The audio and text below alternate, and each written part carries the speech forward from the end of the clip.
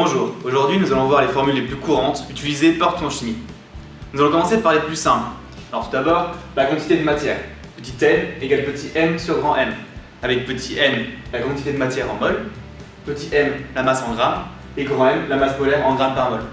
Nous pouvons également calculer la concentration molaire, C égale N sur V, avec C la concentration molaire en mol par litre, N le nombre de moles calculé précédemment, ou V le volume en litres.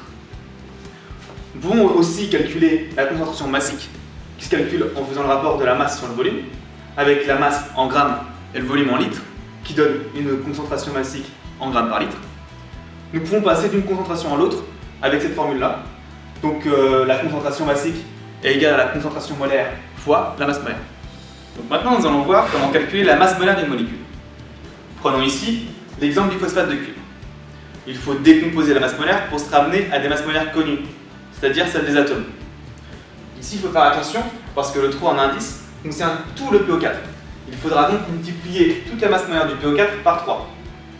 Il faut également faire attention parce que l'indice de l'oxygène, le 4, sera également multiplié par 3. On aura donc à la fin une fois la masse molaire du cuivre, plus 3 fois la masse molaire du phosphore, plus 12 fois la masse molaire de l'oxygène. On retrouve les différentes masses molaires dans le tableau périodique. On peut donc faire l'application numérique. On obtient dans cet exemple, pour la masse molaire du phosphate de cuivre, 348,5 g par mol. Nous allons maintenant voir le cas d'une dilution. Donc lors d'une dilution, on dilue un certain volume de solution mère dans une solution fille. On a alors l'égalité suivante. CFVF égale CFVM, avec CF la concentration de la solution fille que l'on souhaite réaliser, et VF son volume, CM la concentration de la solution mère dans laquelle on prélève, et VM le volume prélevé. Donc prenons un exemple. Si on souhaite réaliser 50 ml de solution ferreuse, donc Fe2+, avec une concentration de 4,10 - 2 mol par litre, à partir d'une solution de concentration en Fe2+, de 0,2 mol par litre, quel volume doit-on prélever? Donc comme il s'agit d'une dilution, on peut utiliser l'égalité suivante, CFVF égale CMVM. Donc ce qui nous donne donc pour VM le volume de solution mère à prélever, qui est égal à CFVF divisé par CM. Donc CF, la concentration de la solution fille, ici ça va être 4,10 - 2 mol par litre, c'est la concentration que l'on souhaite obtenir. VF, le volume que l'on souhaite réaliser, est 50 ml. Donc dans la formule, il faut le mettre en litres, ce qui nous donnera 50 × 10⁻³ litres. Et CM, la concentration de la solution mère que l'on a à notre disposition, qui est ici de 0,2 mol par litre. Donc si on fait le calcul, on trouve un volume de solution mère à prélever de 10 × 10⁻³ litres, soit 10 ml. Nous allons maintenant aborder les calculs de pH. Il faut savoir que la concentration en ion H+, détermine l'acidité d'une solution. On peut donc calculer son pH grâce à la formule pH égale moins log de la concentration en H+. A l'inverse, si on connaît le pH d'une solution, on peut retrouver la concentration en H+, en faisant 10 puissance moins pH. Prenons quelques exemples.